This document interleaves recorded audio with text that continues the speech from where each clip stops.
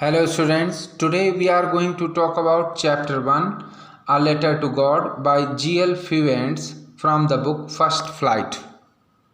The introduction of this chapter is Lencho is a farmer, Lencho एक किसान है, who writes a letter to God जो भगवान को पत्र लिखता है, when his crops are ruined जब उसकी फसल बर्बाद हो जाती है, asking for 100 pesos और वह भगवान से 100 पीसोज यानी 100 पीसोज मांगता है। पीसोज एक करेंसी है जैसे अपने यहाँ रुपए चलते हैं। Does Lencho's letter reach God, क्या लेंचो का पत्र भगवान के पास पहुँचता है। Does God send him the money, क्या भगवान उसको पैसे भेजते हैं। We will see the answer of these questions in this chapter, so let us start the chapter. The house, the only one in the entire valley, sat on the crest of a low hill। यहाँ पर narrator बता रहा है कि the house वो घर जो कि एक छोटी सी पहाड़ी के ऊपर था, पूरी घाटी में अकेला था, यानी पूरी घाटी में सिर्फ अकेला एक घर था लेंचो का। From this height one could see the river and the field of ripe corn, यहाँ से किसी को भी जो है नदी दिखाई दे सकती थी, यानी इस पहाड़ी के ऊपर से जहाँ पर लेंचो का घर था, और फील्ड ऑफ राइप कॉर्न पके हुए मक्के की खेत दिखाई दे सकते थे।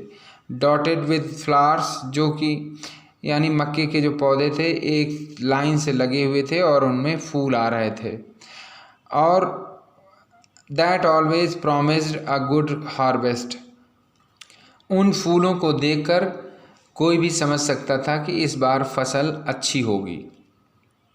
The only thing the earth needed was a downpour और एट लीस्ट अ शावर, सिर्फ एक ही चीज़ की सख्त ज़रूरत थी धरती को, वो थी एक भारी बारिश। डाउनपोर का मतलब भारी बारिश से है, और एट लीस्ट अ शावर या फिर हल्की बारिश हो जाए कम से कम।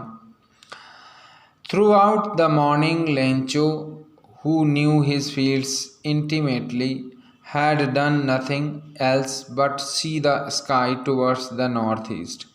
पूरी सुबह लेंचो ने कुछ नहीं किया था सिवाय इसके कि वह उत्तर पूर्व दिशा में आकाश की ओर देखता रहा। पूरी सुबह वह यही करता रहा। लेंचो को अच्छी तरह पता था कि उसके खेतों को क्या ज़रूरत है, यानी लेंचो अपने खेतों से बहुत लगाव रखता था और इसलिए उसे अच्छी तरह पता था कि खेतों को बारिश की सख्त ज़रूरत है, और इसीलिए वह जो है उत्तर पूर्व दिशा में पूरी सुबह आकाश की तरफ टकटकी लगाए देख रहा था। Now we are really going to get some water woman, उसने अपनी पत्नी से कहा, अब लगता है सचमुच में बारिश होने वाली है।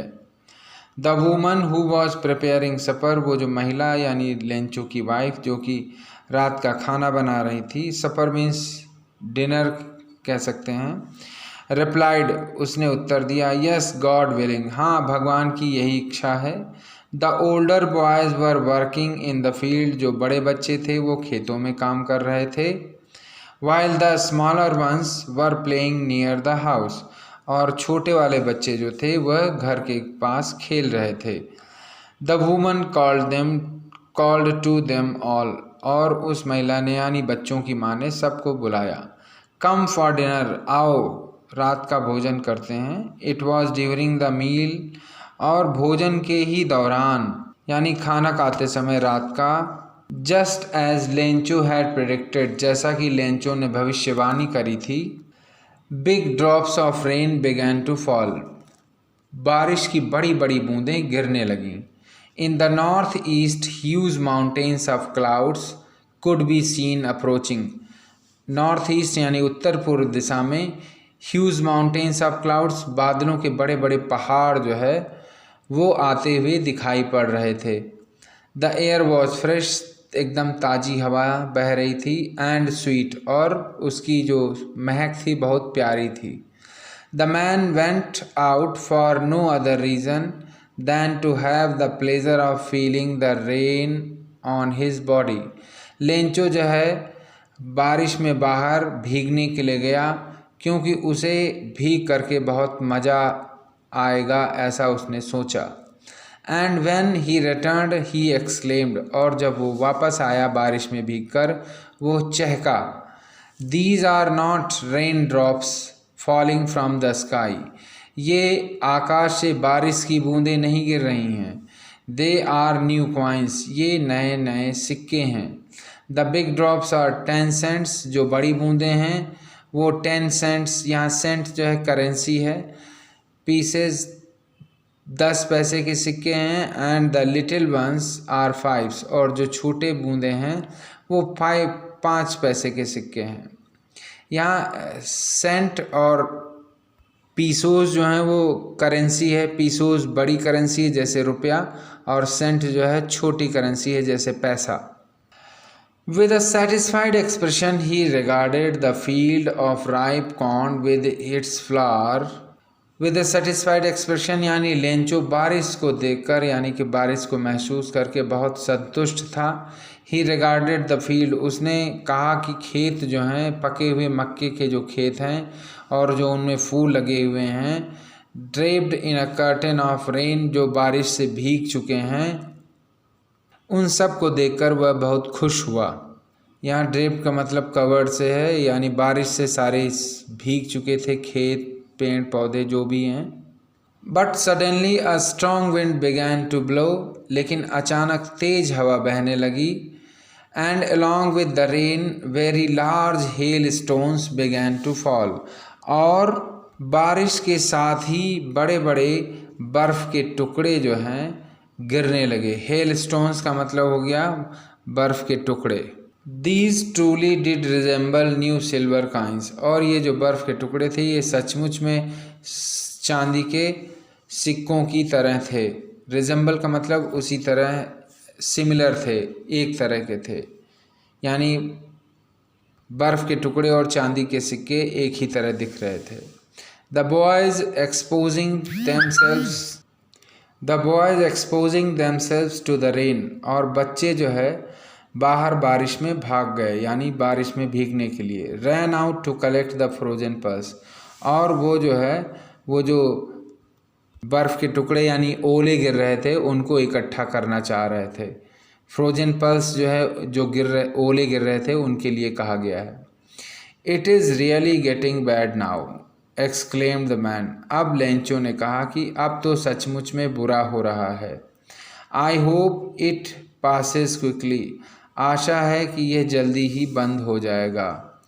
It did not pass quickly, लेकिन ओले गिरना बंद नहीं हुए। For an hour the hail rained on the house, और पूरे 1 घंटे तक ओले गिरते रहे घर के ऊपर और सारे जगह पर। The garden, the hill side, the cornfield, on the whole valley, यानी पूरी घाटी में ओले ही ओले दिखाई पड़ रहे थे सब जगह, बगीचे में, पहाड़ी की तरफ और खेतों में, सब जगह। The field was white as if covered with salt, पूरा खेत जो है सफ़ेद दिख रहा था जैसे कि नमक से जो है ढक दिया गया हो, कवर हो गया हो। Not a leaf remained on the trees, पेड़ों पर एक भी पत्ता नहीं बचा। The corn was totally destroyed, मक्का पूरा तरह से ख़राब हो गया था। द फ्लावर्स वर गॉन, फूल जो है नष्ट हो गए थे। फ्रॉम द प्लांट्स, पौधों से गिर गए थे। Lencho's soul was filled with sadness, अब लेंचो का दिल जो है यह दुख से भर गया, यानी लेंचो बहुत दुखी हो गया। When the storm had passed, और जब तूफान गुजर गया, he stood in the middle of the field, वो खेत के बीच में खड़ा रहा। and said to his son, और अपने बेटों से कहा, a plague of locusts would have left more than this, टिड्डियों के झुंड ने तो इससे भी थोड़ा ज़्यादा छोड़ दिया होता। यानी टिड्डियों का, लोकस्ट का मतलब यहाँ टिड्डियों के झुंड से है। टिड्डियाँ जो फसल को बर्बाद कर देती हैं, बहुत बड़ी संख्या में आती हैं और फसल नष्ट कर देती हैं। तो यहाँ पर लेंचो जो है कंपैरिजन कर रहा है, यानी तुलना कर रहा है कि टिड्डियों का झुंड अगर आता तो वो भी थोड़ा बहुत छोड़ देता, लेकिन इस तूफान ने यानी ओलों ने जो है पूरी फसल को बर्बाद कर दिया है। The hell has left nothing, ओलों ने कुछ भी नहीं छोड़ा यानी सब कुछ बर्बाद कर दिया। This year we will have no corn, इस साल हमारे पास कोई भी जरा सा भी मक्का नहीं होगा। The night was a sorrowful one, पूरी रात सब लोग दुखी रहे।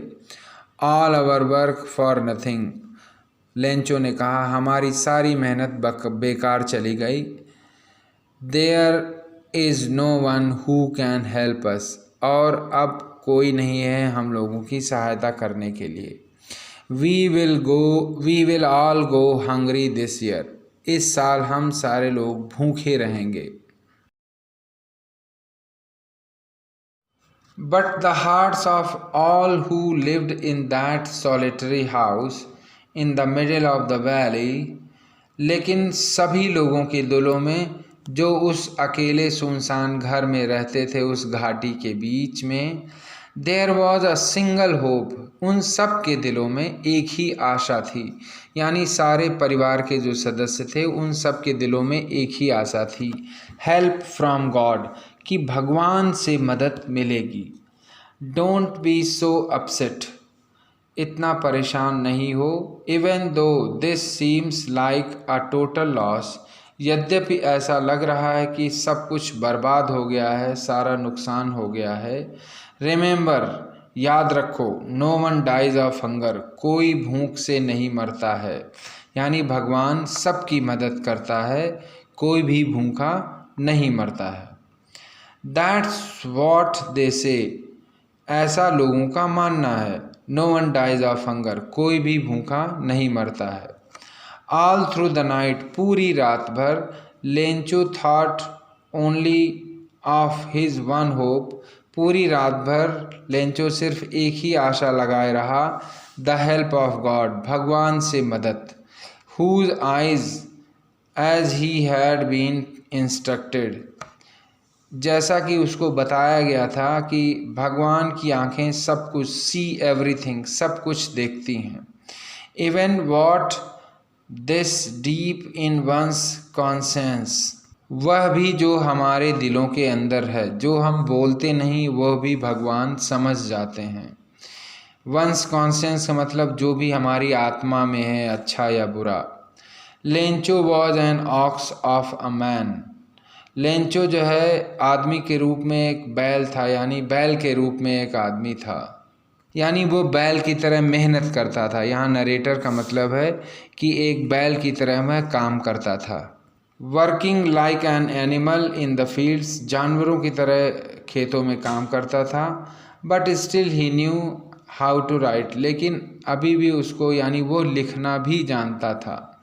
द फॉलोइंग संडे, अगले संडे यानी अगले रविवार को, एट डे ब्रेक, जैसे ही सुबह हुई, he began to write a letter, उसने एक पत्र लिखना शुरू किया, which he himself would carry to town, जिसको कि वह खुद टाउन ले जाएगा यानी कस्बे में, and place in the mail, और उसको पोस्ट कर देगा।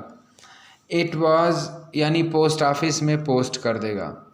It was nothing less than a letter to God, यह कुछ और नहीं बल्कि एक भगवान के लिए एक पत्र था जो उसने लिखा था।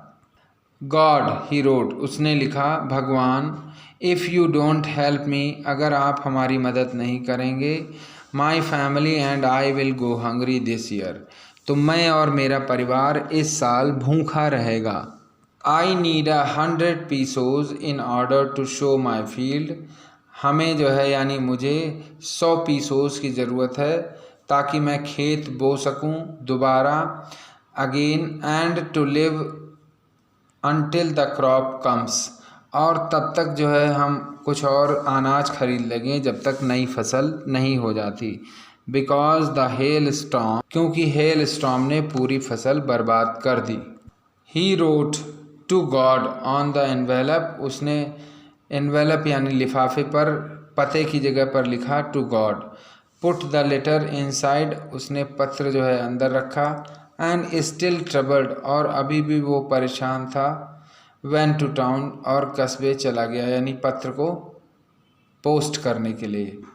Eight the post office he placed a stamp on the letter.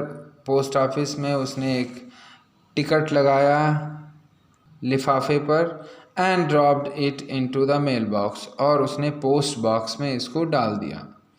One of the employees who was a postman. Post office में एक एम्प्लॉय जो कि पोस्टमैन था। एम्प्लॉय का मतलब यहाँ काम करने वाले से है, जो कि पोस्टमैन का काम करता था।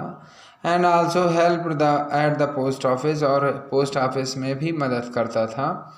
वेन टू हिज बॉस, अपने बॉस के पास यानी अपने अधिकारी के पास गया। लाफिंग हार्टली, जोर जोर से हंसते हुए।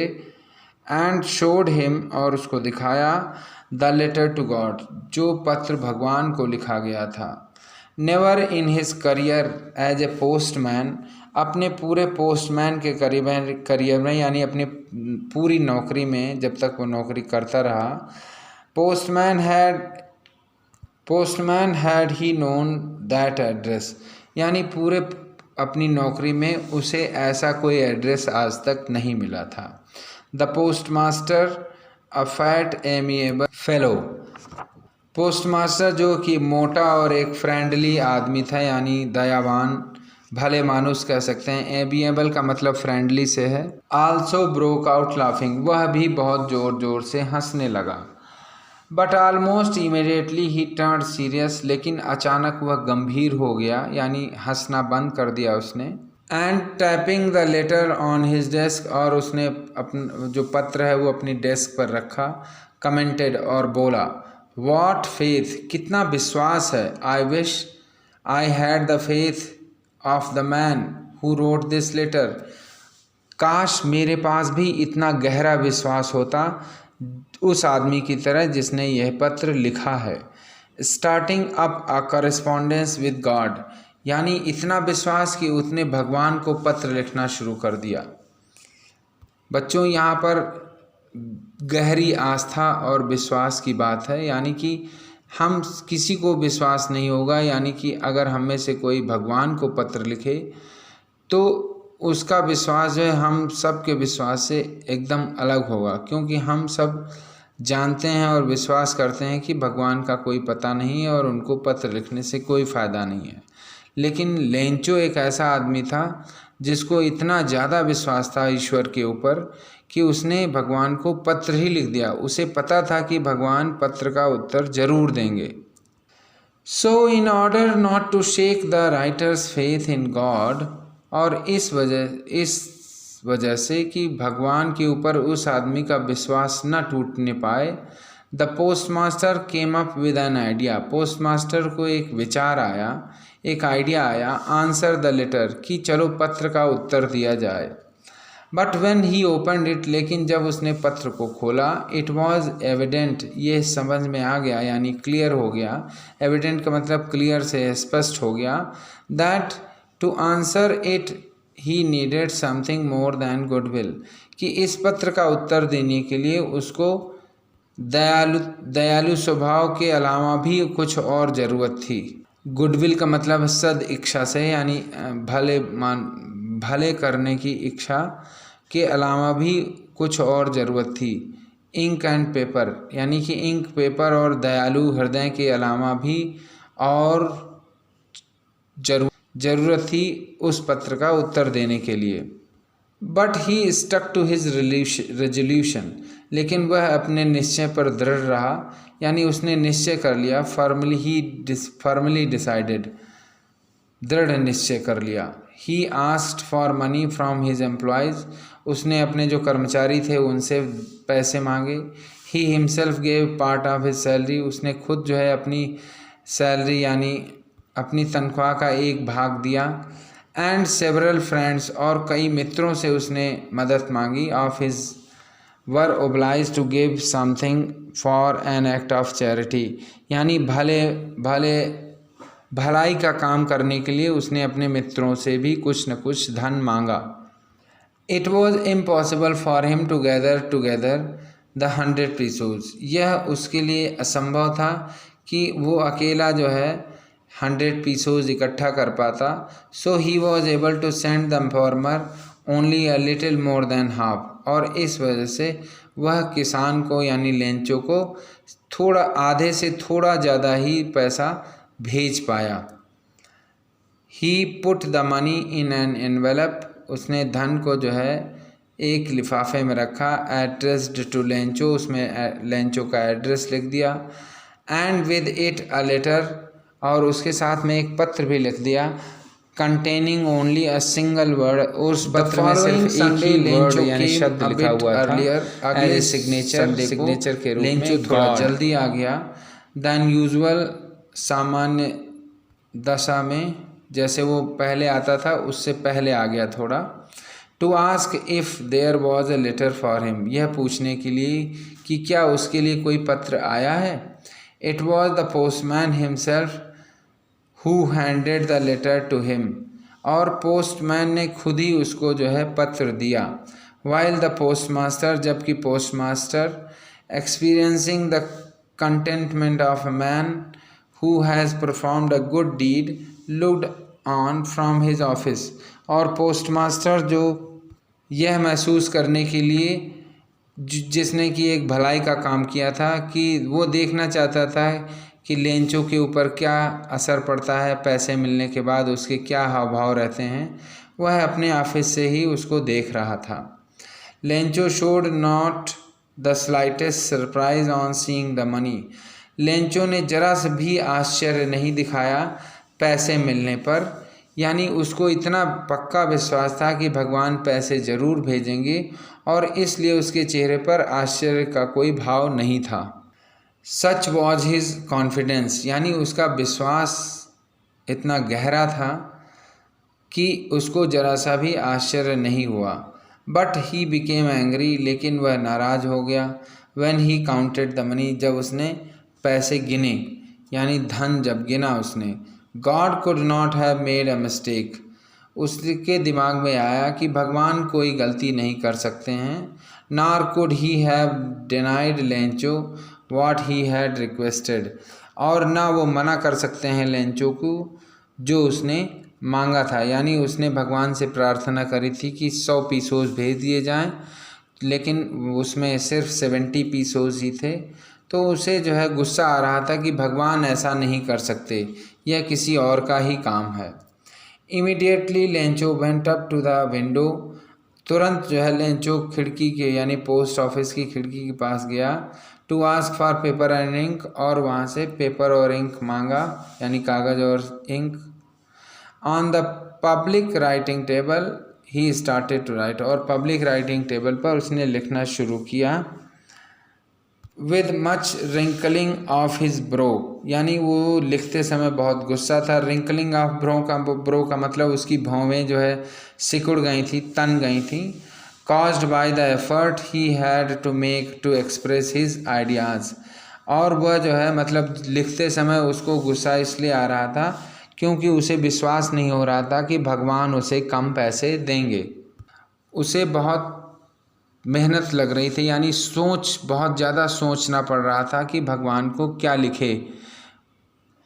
When he finished he went to the window to the buy a stamp, जब उसने पत्र कंप्लीट कर लिया यानी फिनिश कर लिया तो फिर वह एक स्टैम्प यानी टिकट लेने के लिए खिड़की पर गया।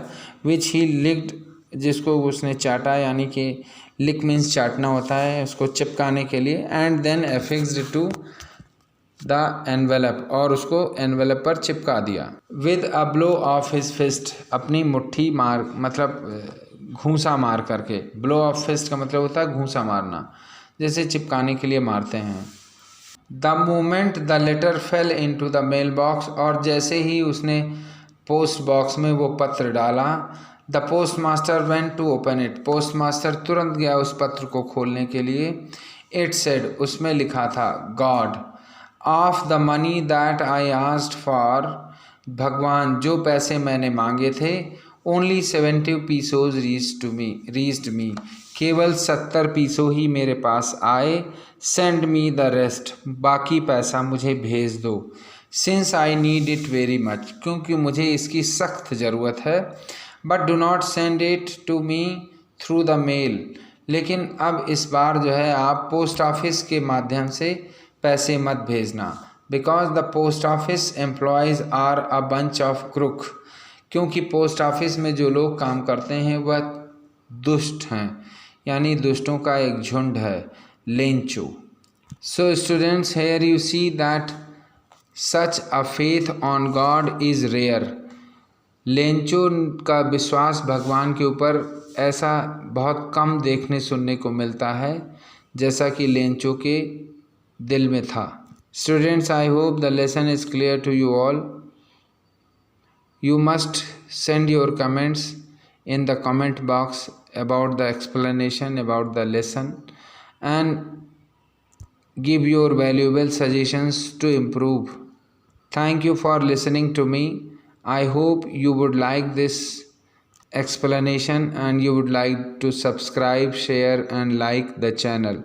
And do not forget to press the bell icon so that you may get the information about the coming videos. Thank you once again.